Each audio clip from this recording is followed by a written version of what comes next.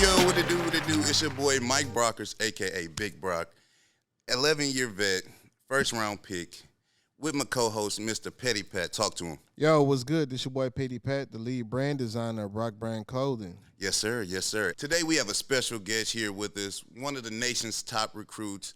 He plays safety. He's been recruited by all the top schools in the nation that you ever heard of, LSU, USC, Washington, Oregon, everybody you can think of he's been recruited by. He's also Pat's little cousin. Here with us we have Mr. Maurice Williams. Give a hand. Hey!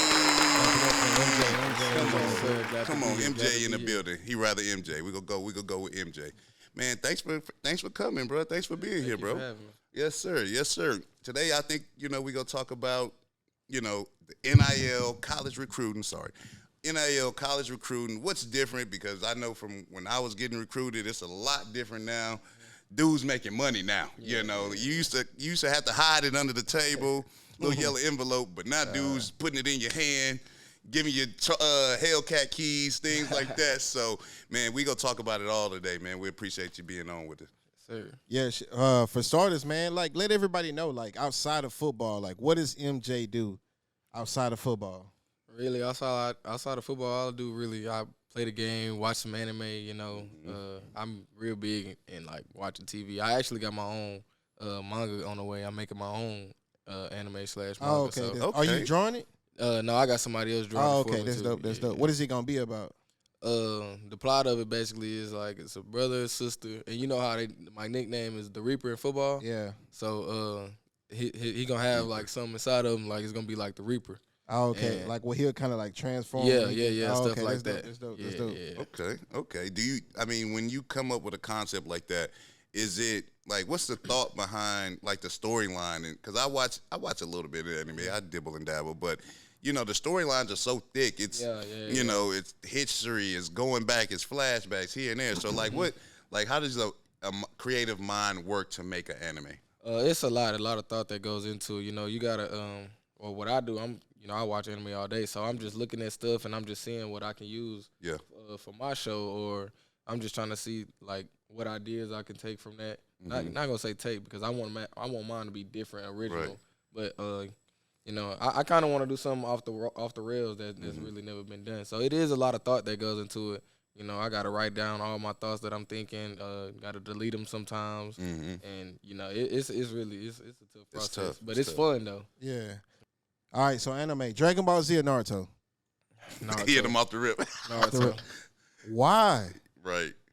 I'm DBZ. You know what? I'm DBZ. I feel bro, because we're a little bit older. We OGs. That's why. So let me explain how I got into it first. That let you know probably why. But it was COVID. At first, before COVID stuff like that, I did not like anime. I was like, bro, anime. I always thought it was weird. Y'all see kids running around the hallway with the hands. I just thought it was weird. Me personally. But running with the hands. Yeah, with the headband on. I'm like, man, what's going on? And then COVID came. You ain't got nothing to do. Ain't got no workouts. Got school. Nothing. I'm just at home all day. And one day I just clicked Naruto. I'm just like, man, I always hear about it. Let me just try it. Yeah. And I just ended up falling in love with it. The story, the fights. I ain't never seen nothing like that before. Cartoon and stuff like that don't never show nothing like that. Fights don't look that good. The story in most shows, it just be like The Simpsons. It be the same thing over and over. Mm-hmm. You ain't never got a continuous story. So when I first got that first sense of that story, and then not only with Naruto, I say they teach you real life lessons inside of it. It's not just a show. Naruto started off as people didn't like him and stuff like that, and then he just worked his way up to the top. So I feel they give a lot of deep stories as far as just lessons, and they give real good speeches too about life and stuff like that. So I mean, I think that's why I like, because you can. I feel like you can relate to it. You can relate, being somebody who kind of, like you said, you came from really nobody knowing you, right? And now you're a 4 or 5 star recruit. How can you explain it? How can you explain it to people out here? Explain to them. Me being MJ, coming from not being known to somebody now, I'm nationally, globally known. What did that process have to take? I didn't mean to cut you off, but what did that process have to take? It just had to take a lot of sacrifice, certain things you can't do, certain people you can't hang with. True, I think sacrifice is the main thing that came with it, but Just attention, the attention that comes with it. You know, I'm not the type of person. I really don't like fawn too much over attention. I kind of like my own privacy. So that was an adjustment that I had to get used to. Like I had to accept like eyes gonna be on you. You're gonna have attention. So I had to grow out of that being nervous and shy stage. Yeah. And I had to learn how to talk and learn how to communicate and learn how to do stuff like this. And for sure. It was definitely a transition. This gonna help you for sure because you're gonna be doing a lot more podcasts as you go through your career. It's pretty easy now. I've been doing them for like 4 years now, so I got the hang of it now. I'm comfortable. See, I didn't start doing that media training until I got to college, and it wasn't really until I started playing is when I started to get my media training. So I was like you say, I was a little nervous in front of the camera, you know. The acknowledgement that I did get was usually from newspapers. That's how old I am. Boys, go home and check that newspaper. Check the stats in the newspaper, see if your name in there. But, I mean, I definitely understand what you're saying with, you know, being nervous in front of the media at first because nobody tells you, like, you know, it's going to be lights in front of your face. They going to be asking you kind of questions, getting you tripped up. Nobody tells you that. Then it's off-guard questions, too. But like, even now, bro, because the media is so – we waiting on somebody to say something, and you say the wrong thing with good intentions, and then now you get home after the interview, and you all over the internet. You like, bro, wait, what? Yeah. Prime example, my boy Mike. Remember when you got traded? I know when JG got traded. And they hit him up in the airport. He's like, what? You know, they caught him off guard asking him how he felt about the trade. It's like, man, what you want me to do? You want me to downplay the quarterback that we just got and talk bad about a guy who I didn't went to battle with? And so that's a prime example, stuff like that. So with you, like, what do you feel like, back to football, what do you feel like your strengths are on the football field? I feel like over time I became a great leader, especially this past recent year. I feel like not only do I make plays, but I can get my team to lock in and make plays that we need. You know, I feel like I bring the morale, bring their energy, and it's bigger than just plays sometimes because not all the time, especially from safety, you can't win a game by yourself. Like you need the team, and I had to learn to bring up the team. But me personally, I think I'm a fast learner. I learn anything pretty quickly. Like you could throw me in the defense, and I'll learn it quick. Like I'll pick it up fast, and I feel like I can fit in any scheme you run. Any scheme you run, you want me to play up high, I can cover these receivers, small receivers, fast receivers, I can cover. You want me to come down in the box, tackle big running backs, I can do that. You know, I feel like it's multiple things that I can do in my game. It's not just one thing. Oh, you cover, you hit. I feel like I bring everything to the table. So, my bad. What you got? You got it, Mike. No, I just wanted to ask him because you feel like you're so versatile and you know how the game is changing now. Do you feel like because when you get to college, you never know. Do you feel like you will be able to play? You play safety now. Usually, safeties end up being, you know, wheel linebackers because you can, you can cover tight ends and things like that. Do you mind doing something like that? Have you thought about, what other positions you can play on the field? Yeah, I mean, I've had those interests before in those conversations, but I mean, me personally, if I had to choose, I wouldn't want to come down and play, because I feel like I make my money up top because I feel like I make my money up top because more like safety, it's kind of like less rules you got to follow. Like you just let a dog be a dog at safety. Like you just put him back there. If he a dog, you let him be a dog. Yeah. Linebackers, you kind of be told do this and do that. You got to fill this hole when they come out this way. You got to fill that hole, come out that way. I mean, I don't have a problem with that. I can still play it and learn, but me, I think I just play better when I'm more just like free. Like I like to be free. Like just let me do me, and that's the best you're gonna get out of me. I feel sometimes with the best players, that's all you can do. You don't really I play with one of the greatest D tackles, and I feel like in the NFL, Aaron Donald is. They just let him go. Yeah. You don't. I feel like you play football a little bit better whenever it's just like I can just go out and be me versus oh damn, my coach said don't do this. Yep. And then you fuck up, and then now you looking at him like, they calling me out.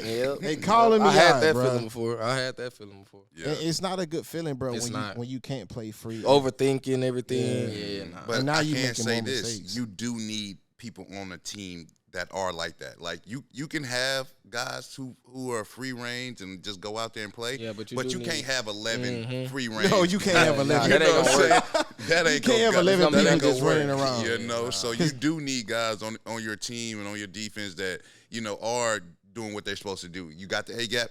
have the A gap. You setting the edge, set the edge because you can't have a bunch of guys feeling like, oh yeah, feeling like, oh yeah, coach said I can do what I want to do. Yeah, that's not everybody thing. Because up front, think about it, the domino effect, right? If the guys up front aren't paying attention or doing what they want to do, now the linebackers are getting beat up by linemen, and then now the linemen are going past to the next level. The next level, and so you at safety like, damn, why the hell is a lineman blocking me, bro? Right. Where everybody else at? Right. And then it just it's a trickle effect. So I mean, that's a good point, bro. Yeah. And you being a leader and stuff like that, coming from where you were in Little League football, he really didn't talk much. Yeah. And then now I go to his games and I see how vocal he is. I'm like, bro, it kind of make you proud just seeing the evolution of how he came from a little quiet kid and just sitting back and not really talking much to now he on everybody's ass. You fuck up, you got to come see me on the sideline now. But that's good that you have that because playing in the NFL, it's allowed. It's allowed. So you got to be able to communicate. You got to be able to tell your guy, they're going to be communicating. Hey, somebody slide over. The safety going to be like, hey, bro, you got to clip, da-da-da-da. And then you got to be able to relate your message down to the note. You know what I'm saying? So it is a lot to where you can speak and let yourself be known and letting people know you can communicate with them and, handle yourself through all that pressure for sure. Yeah. Mm-hmm. So we talked about earlier in the show, you're a highly recruited athlete going into college now, and there's a lot of colleges out there.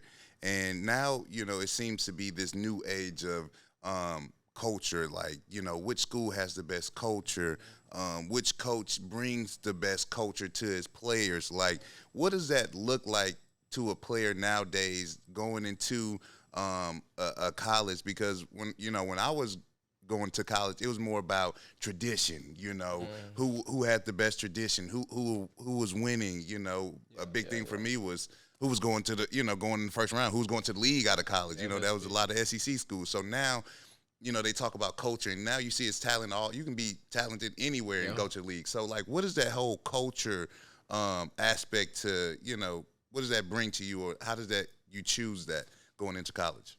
I think culture is really important, when trying to decide which college you're going to, because I think you want to go to a school that just fits you. Well, I think from person to person, culture can sway from person to person. So, but my personal opinion on culture, I just think somewhere that's more like a family, somewhere that's tight bond. The team seems tight. The coaches are tight. The coaches got the players back, and the players got the coaches back. Do you have to be winning though? You do have to be winning. Okay, that's what I'm saying. You can have a close team, and y'all be getting smacked every week. So you definitely got to be winning. You definitely got to be putting people in the league for sure. On top of that, but just outside of stuff like that. But yeah, I think definitely just being more of a team. Because you don't want to go out there with a team. Y'all arguing off the field. Y'all not gonna bond. Y'all not gonna get along on the field, and it's not gonna go well. It's not gonna end well. When you got players in team fighting, and stuff like that. That never ends well. I'm gonna say this because when I was playing in St. Louis, we had the closest team I thought we ever had. But we wasn't winning no games. And then that same unit got a new coach, was Sean McVay, and we blew up. And it was because we had that great coaching with also having that great bond. Like we had a great bond. We hung out. The D-line went out to eat every weekend. The DBs and the linebackers used to go out, and have, bowling on Mondays and stuff like that. So when I look back at it, I was like, damn, we had a lot of fun together. Like it wasn't a lot of bickering or none of that. We just we had fun off the field. So when it came to being on the field, it was easy. You know what I'm saying? It wasn't none of that fighting. Like if I messed up, I remember vividly in the Super Bowl, first play of the game, boom, I kind of get knocked off the ball. They get like a 6-yard gain. And I got up and I was like, fuck, my bad. I was like, my bad, y'all. And then Mark Barron looked at me dead in my eyes. He was like, no more my bads, bro. I was like, you're right. For sure. Mark Barron is one of them guys who came from safety and moved down in the box. That's what I'm saying. He was smacking motherfuckers. So, look, MJ, we talked about the culture and stuff like that. But what about the roster? Do you look at that type of stuff? Yeah. You definitely got to, because of course you want to get on the field, especially somebody just looking in to come in to play early. You definitely want to know who's in front of you or who you gonna have to, take. What spot you gonna have to take? But what about when a school got a bunch of 5 stars, like all around the board, but they not winning? I mean, Texas, I was finna say but I'm not gonna. Yeah, but I mean, you can see colleges. There's a few colleges that's been like that. So, I mean, not all the time is that really just a good thing to have. A whole bunch of and on top of that is egos. A lot of is ego. A lot of kids have egos. They think they hot stuff. Yeah. And all of that stuff don't mix together. A whole bunch of kids that think they hot stuff and it don't mix well. It's like. Yeah. I mean, when you go on 30 visits and everybody treats you like a king every it's visit, kind of hard for you. Like, right. It's kind of hard for a kid to sit down. But I don't think that's an excuse because I've been in that situation. I don't think like that. Mm-hmm. I don't think that's an excuse. Do you got any players or coaches like that you look up to, like that you done met a coach or something? You was like, damn, bro, like he didn't, what I'm saying, spit some words to me, or it met a player or something like that. I got a few coaches like that along my way coming up. Not even just coaches, trainers too. Yeah. My trainers, Jalil, Pick Six, and Jacory One Way. Shout out Pick Six. Yeah, let's go. My boy. They didn't build me. They built me into what I am today. So shout out to both of them. They definitely gave me aspects of my game, and I can say I look up to both of those guys. Jalil went to the league. Jacory went to college and stuff like that. They both great players. And they give me everything that they have and everything that they know, all their knowledge they feed back into me. So I think both of their help really means a lot to me because before coming to high school, I didn't play safety. I honestly didn't even really know much about safety. And after my freshman year, they trained me and gave me everything they know and turned me into the player I am today. Yes, bro, because we had you at running back. Yeah, I was a running back and receiver. He was a running back and receiver, bro. Yeah. What do you think the coaches that you just spoke of, what do you think they gave you, like their coaching style? What was it about their coaching style that you feel like you picked up the most, why you are who you are today? Like just the swag, and on top of that, the discipline, we're real big on technique. So I kind of perfected, and I'm not going to say perfected it, but I'm working to get there. Right. I'm working to perfect my craft and mastering it and being really good at what I do. And I feel like they did an amazing job at teaching me that because I picked up on these things that pretty fast. And some people train at this position since they were young, and I didn't even get that much time. So I can imagine what my ceiling is from this position and what I can learn. When you got an athlete and you could just mold, it's easy. Then you're a humble guy. Ego. No and he ego. said he a quick learner. Yeah. I feel like that makes you a complete player when you coachable, right? Because I don't give a damn how good you are in football. If you uncoachable, nobody gonna want you, bro. Because you always gonna be clashing with a coach or a player, and they got last chance we seen it with the quarterback Malik. He had all the talent in the world, 5-star quarterback, and now we don't know where he is because of his ego, and he was uncoachable. Bro. That'll ruin you. That'll ruin you. I think that's what led me to play so long because I was coachable. I was able to, playing with AD, that was tough, him transitioning in. And, they were like, hey, bro, you going to have to play nose, and he going to play 3. And I was like, oh, why? But, it took me to get over myself and focus on what was more about the team. It wasn't about myself. It was about this dude the best defensive tackle I'd never seen. Why wouldn't we put him in the best position possible? Why wouldn't you just take, I wouldn't say take an L, but take a passenger seat to playing defensive tackle, still do your thing, still be dominant, but allow, your team to be as successful as possible. And that's the kind of approach I took when he came in. I remember watching this highlight tape. I was like, bro, there's no way to do highlight tape and be 14 minutes. And I was like, it has to be D-line, 14 minutes. And I was like, it got to be a bunch of highlights, bunch of, slow-mos, this and that. No, he has a 14-minute highlight of just straight highlights. That's crazy. Every play is just played, boom, boom, boom, back to back. I was like, oh, my God, I hope he don't ever come here. Yeah, that's With crazy. the first-round pick, St. Louis selects Aaron Donald. I was like, no. But no, that's my dog, man. I love him to death. But, definitely just being transparent, it was tough for me, seeing somebody so good, come in and you like, oh, man, this is going to change the dynamic of the defense. But, it turned out to be the best thing for us. So kind of talk to us about, like, going from your freshman year to your senior year with the recruiting and stuff like that. You said that, nobody really knew who you were until you went to the camps and stuff like that, and you locked everybody down. And now it's Maurice Williams. He all over the internet. People talk about you all the time. Like, how is this recruiting stuff going for you, like, from your freshman year to your senior year? you know, starting our freshman year, no offers, you know, coming out of freshman year.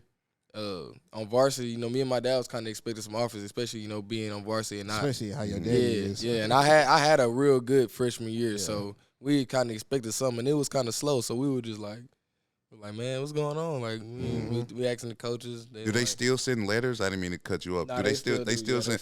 I had like a sometimes. bucket full of. I got like 6-7 shoe boxes right now. Yeah. Okay, that's a bit. But and then my dad's like, you know what? I'm just gonna take you to this camp. I did not want to go to the camp. Like, I did not want to go to. I'm like, please don't make me go to this camp. Why you didn't want to go to the camp? It wasn't a college camp. It was a USA camp, but they have college coaches working the camp. So right. I ended up going, and I did pretty good, and I ended up getting Arkansas. Okay. And U of H on the same, like almost at the same time. Okay. So it was crazy. I was walking over to tell my dad. I'm like, oh, Arkansas just offered me. He was like, I'm on the phone with U of H right now. They just offered you too. I'm like, what? 2 in 1 day? That's crazy. So he was like, well, I told you better start listening to me. I told you. And then after that camp, I just started going to college camps. Ole Miss, TCU, UT. I can't really remember all of them. I went to a lot. It was like a whole tour. And almost every camp I went to, I got an offer from. So it just blew up from there. And then sophomore year, I transferred from Episcopal to Shadow Creek, and I got to play in some 6A football. And now everybody was seeing like, okay, this kid can play. You can play. He a real dog. Cause 6A football, 6A different, from private school to 6A. They didn't really expect me to do what I did, but you know, I jumped in, did the same thing, and it went up from there. But thinking back now, the process it's way easier now. I feel like I kind of took it for granted because when you got the junior year, senior year, it got a little harder. That's when decisions came in, you know. Yeah. And you got to start thinking like, okay, where am I finna go? Okay, who am I? I need to verbal commits and this and that. Yeah, I need to trim it down to who. I need to see what fit me, what style of play they have. Is it gonna fit me and stuff like that? You know, it definitely got harder towards the end. So if I had to tell myself something from sophomore, freshman year, I would have just been like, stay down, focus, and it only get harder from here. So you know, just lock in and just take your time. Just think about stuff and think it out and just process the whole, you know, offers and stuff like that. I want to go back to, you didn't want to go to the camp. What made you play? Like, what turned you up for the camp? Anybody else would have been like, bro, I don't feel like being here. You would have seen it. I mean, but it's like you're already here. Like, wow, might as well. Like, might as well just get on. Might as well. Yeah, give me some pics, give me some videos. And then, I'm gonna post them out. And then what's crazy is when you be at them camps, all it take is one motherfucker to start talking shit. That's what it take. One month, you lock a receiver up, and the quarterback throw the ball, and he start talking shit. All right, I got you. I got you, bro. I'm finna be looking at you every time you get in line. I need my get back. So you going to camps, you know, your freshman, sophomore year, your sophomore year. Like, what do you do now? Like, now that you already, you know, you committed and stuff like that, because I don't think we really spoke about, you committed to LSU and then decommitted and went to and went to U of H. And that whole process, like, what made you choose LSU first? You know, LSU was like a dream school for me. That was a school, you know, that was a school for almost every kid. Go Tigers, go Tigers, wanted you know. To go to. You know, it was a pretty good school. They winning and stuff like that, and it was just it still is a great program. Don't get me wrong. It's still much love to LSU. But that was just what brought you home. What brought you home? Home. Yeah. Brought me home. Yeah. You know, and I want to kind of be the first to be able to do something that really hasn't been done in a long time. I feel like I have the ability to do so. So for sure, I think I want to take a chance on bet on myself and do something that I think has never been done. For sure. I mean, it ain't a bad school. Ain't nothing wrong with being a hometown hero either. That's D1. Nobody can say nothing about that. That's D1. Yep. But U of H does have a good program though. Yes, but I mean, I think the Houston fans, we're just hard. We're just hard fans to please. You know, even with the Texans, like, you know, at first everybody was like, now CJ Stroud is doing something else. Oh yeah, Texans, Texans. I'm like, come on, bro. Just a week ago, you was trying to, you know, replace everybody on the team. But man, just the whole recruiting process is just so much different now than it was when I was going through it. Like, can they give you money like off the back? Like, how does that whole money thing? Like, talk to us about the money. Like, it's when you sign. When you sign when you sign your name on that pen and paper, you bro, that's so crazy. Back then, when we was getting recruited, like you'll get a little letter from a school or something. It might have $100 in there, $200, something like that. And bro, and it was crazy. It was like, cause when I was in high school, people thought I was rich, but they just didn't know. Like, I was getting money from these schools. Like, bro, I was literally like, and I don't talk about this a lot, bro. I had like 50, 60 offers, bro. And a lot of them, I opened the mail. And I thought it was cool me getting all these letters. I opened the mail, $75 check. I'm like, oh, this is cool. You know what I'm saying? I'm going to go stand in line, give me some shoes or something like that. They need to do me. It's easier now, bro. Right. I feel like it's way easier now, bro. And you see these coaches getting in trouble and stuff like that. Bro, Jim Harbaugh bought somebody a burger and got suspended for burger? He bought a kid. He paid for a kid burger, something like that, and he got suspended, bro. For 3 games. Is that why he's suspended? No, now? this right now, bro. It's something whole different. We don't even want to go into it, but I'm just, totally you know how back in the day we couldn't, we couldn't get money. So like when you sign, like what is it?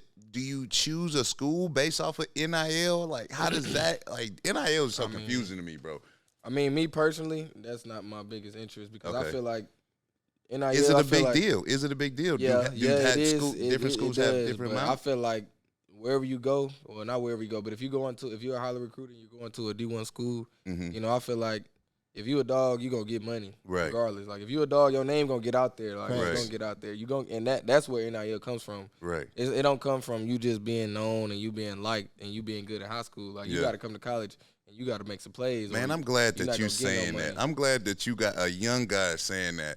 Because I've just over the past couple of years since NIL has started, you've seen so many guys who, start the NIL and then just quit football because it's like, man, I got the bread. All the money, bro. I'm cool, but I'm glad that a young guy truly feels the way I felt. Like you got to do something before you can, think people gonna know your name or whatever. Like I'm really big on, man, you got to prove yourself first. You got to prove yourself first, and in the league, you have to reprove yourself every week, every stage from high school. Middle school to high school, you got to prove yourself. High school to college, you got to prove yourself. College, it's like a restart every time. You got to, and it only get harder. It only get harder every time. So the money is not a big deal. Do different schools have different amount of money? Like does LSU have like 3 IL? Yeah, they got like a different budget. Yeah. Okay. But they also within that budget they have to split it evenly among the players on the team. Especially with the values of these certain players on the team. So people don't look at that in NIL too. That was kind of a thing that I looked at too. So they kind of explained. They kind of gave you the rundown on how NIL it's stuff a budget. They have certain schools get budgets, but not only within that budget, they have to pay. Like everybody, so the walk-ons, everybody got to get the same amount of money. Yeah, sometimes you got big name guys. You got to pay them more, of course, because they get NIL from other places. So, oh man, I couldn't imagine playing now, bro. I'd be overwhelmed just with NIL, bro. I'm here to play football at the end of the day, exactly. Bro. And that's what CJ Stroud said when they was asking him about his test. He was like, bro, I didn't come here to take a test. I came here to play football, and he proven, hey man, I came here to play football, dude. That's it, man. Come here to win. That's all they care about. So with the NIL stuff and stuff like that, with money and stuff like that, have you thought about like eventually getting all this money and stuff like that, life after football? Oh yeah, of course. I think about that all the time. That I feel like that's something that I've been thinking about since I was a freshman. That's not something that I thought about later. I've honestly, I've been thinking about like what am I gonna do after football? Just I was real big on that because I mean growing up, that's all I heard. What are you gonna do after football? Football's not everything. Football's not everything. So I think that kind of prepared me, not even just from my dad, but like outside people I hear that from. And I feel like that's something that always stuck with me. Like I always feel like having something after is important. But for me, I wanna be a trainer. You know, from like my athletic trainer. From my trainers, they kind of motivated me to want to do something like that. So that's a passion of mine too. Is that a trainer or a coach? Not a coach. I don't want to be a coach. Okay. I want to have my own thing. Like I want to get my own group of kids and see them come from just like how I kind of was. Like see them come from no technique. Like he don't know nothing about the position. But I know that's like a great feeling because it's a great feeling for me, and I'm not even in their shoes. But I know it's a great feeling, like seeing this kid. He didn't know nothing before he came to you, and you built him up from this position. And I look at him, he offers and stars, he's flourishing, stuff like that. So I like stuff like that. And that's why you work the camps with us. Mm-hmm. Just so y'all know, my boy is working every football camp with us every year. He come out, he help the kids and stuff like that, man. He love that stuff. Yeah, I do. For real, I take pride in that. That's something that I really, really want to do. Giving back to the youth and stuff like that. Yeah. Because you coming from where you from, it wasn't really a lot of stuff like that when y'all coming up. Even when I was little, it was no football camps and stuff like that. Yeah, we never knew what a camp was till high school. And even in high school and stuff like that, I didn't really me being recruited, bro. It was more like I'm getting letters, I'm getting a little bit of money from these coaches. That's it. Right. Either you gonna come here and play football, or you gonna go somewhere else. It wasn't like I'm gonna commit here and decommit and then go somewhere. We didn't have nobody was decommitting. Yeah. Social media wasn't really prevalent like that and stuff like that. So a lot of times we saw somebody commit. It was either on ESPN, a little bit of the internet, because it was kind of like still kind of people weren't really on the internet. It was still MySpace and stuff like that. And that was it. We really didn't know about 5-star. People didn't care about stars and stuff like that. We didn't care about gaining offers. All we cared about was I'm going to go play football and I'm going to school for free. Right. And that was it. And now I feel like it's so messed up because a lot of kids, they'll just get offers. I want to just get offers. And then they don't even care about these schools. I got an offer. I could post it on my Twitter. And then you don't give a damn about that school. I'm gonna take this free visit though. And I feel like that's fucked up because don't show these teams interest if you don't give a damn. Look, coach, I appreciate everything you've done for me, but I'm not interested. Right? But I feel like them kids, they just use that to their advantage for social media. That's why they banned that. They made that rule now. You can't come out unless you unless it's an official visit. Yeah, I think that's a good rule. That is a good rule because y'all got to talk to me. I didn't know. So they made this rule, right? If it's not an official visit, you can't go to the school. Basically, you can't take pictures until you're a senior. Yeah, because you can't take an official visit until you're a senior. So kids go up there all the time and take pictures and just post it, and you don't even want to come here. You just want to come here for our pictures and steal our gear. So they banned that. They just passed that rule, bro. I was seeing middle school kids in uniforms. I'm like, damn, what the hell? This man in middle school, I know he not good in football. Why he at the school with the? They go to the camp. They go to the camp and they see like, they letting the kids put the uniform on and take pictures. They go get in line. Wait they turn, taking pictures like, hey, I'm the man. I told you, boy. They go back tell their homeboys. It be packed, man. They go tell their homeboys, boy, I told you they wanted me. I told you, boy. You ain't got no offers, bro. Stop. Then they'll post the pictures and say they got offers. Yes. So it was kind of misconstruing a lot of stuff. Flexing. And then as an athlete, bro, you think about it. If I want to go to a school, and I hate to say it, but it's kids that hate each other, right? And I see you taking a picture in that uniform. You talking about they offered you? I'm like, man, bro, I'm good, bro. You know what I'm saying? Now you done lost a recruit because this kid, he ain't got no offers, but he didn't post the picture. Like, you know what I'm saying? Front and shit for the internet. That's crazy. What's your top 3 safeties that you looked up to, or who you exemplify your game after? Okay, I'm gonna do both. My top 3 safeties of all time for me. For number 1, Trill Palomalu. Okay. 2, Ed Reed. And 3, that's a tough one. Ooh. I gotta give it to Do he got any hitters? I was gonna say Cam. That's favorite though. That's personal favorite. But like as far as that's stats, everybody's favorite. As far as stats, I don't even know who number 3 is. I was waiting on Sean Taylor. He didn't play long enough though. Yeah, I mean, but when he did though, and I didn't grow up watching Sean Taylor. So that's why I said Cam for him. I was like, my favorite player of all time though is Troy Polamalu. Even before I played safety, he was my favorite player. Like he was the first person I ever seen on TV play football. Yeah, that's my favorite player of all time. That's dope. And, I mean, honestly, if you ask the question who I resemble my game after, I think Troy. Because he was like a freestyler. Like, coach him would never tell you jump over the line and do that, but you still gonna do it just to make a play for the team. That's some stuff like that. I'll blitz myself on the 3rd down. Coaches might get mad at me. Hey, it worked. Right? I made a play. It worked, right? When it worked, but it's just IQ. It worked, you can't I say feel like that's nothing. just IQ of the game. Like especially you watch film. Like I know you finna run a ball right here. I know you finna do a pitch to the outside right here.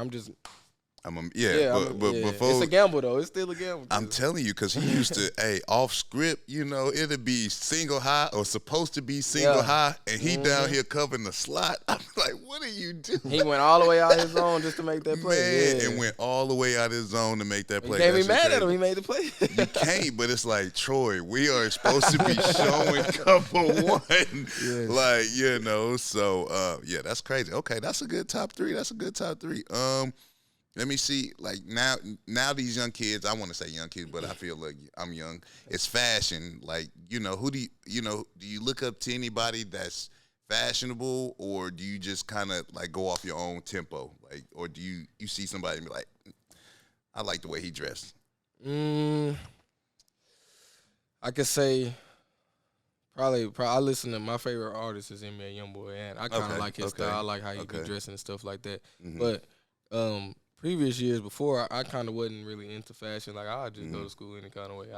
I was always that type of, bro, you don't care about dress? Nah, I really didn't. Mm-hmm. But now that I'm getting older and I'm starting to dress a little more, I'm starting to get into fashion more. I got stuff going on with Hyde Park. That's what I'm wearing right now. Okay. Shout out to Hyde Park. That kind of getting me more into fashion. Like, it's making me want to like actually go outside, dress and do stuff like that. I mean, that's what they're into now. People want to see what you wearing before the game now, Yeah, so I'm getting more into it though. It's really catching my eye, I think in college I'm gonna take it more serious. I'm gonna have a little more money in my pocket. You never know with college, bro, because you be wanting to set yourself apart, but then coach be like, "Hey, we wearing the jumpsuits." I'm not talking about like before game. I'm talking about like regular day, for sure. Regular day stuff. Because they like he's talking about those jumpsuits and stuff like that. They got videos on Instagram where they just show all the pregame stuff that they get of players and stuff. So that's live. I need a team shirt, some sweatpants, some slides, or some Nike shoes, man. Bruh. And then you get to the league and they like, hey, bro, you got to get them Dior's and you got to get this and that Fendi and the Louis and this and that. You got to be. It's different when you get to the league because now it's a competition. It feels like a competition. It's a competition, then you'll be up there on one week, you top, fashion guy. You be like, oh, okay. And then they'll be like, compare, who had the big man fashion this week? You be like, he ain't killing me. I'm about to come fresh this week. Hey, it's been plenty of times we'll go shopping before the game. Hey, bro. That's going to be fun. Oh, yeah. We'll go away games. We always used to go shopping, go to the mall before the game, pick some clothes up or whatever. I used to buy, like, people used to go buy shit, and I'd be like, what are you buying? Hey, y'all got that in the bigger size? If I like something and I see it on you and I feel like I can rock it, I do the same thing. Ain't no shame. Ain't no shame, bro. People be too ashamed to. Hey, bro, that shit live. Yeah, bro. That shit look good. What's wrong with support? They won't say nothing, but they'll look at you and be like, damn, that shit. It's too much hate in people's heart. People be like, man, look, I'm gonna get that exact same jacket. I don't have no pride. That's funny. All right, before we get out of here, man, Mo, I just want to ask you one last question, man. I know you're going to U of H, and I know you excited about that. What are you most looking forward to with your career going to U of H?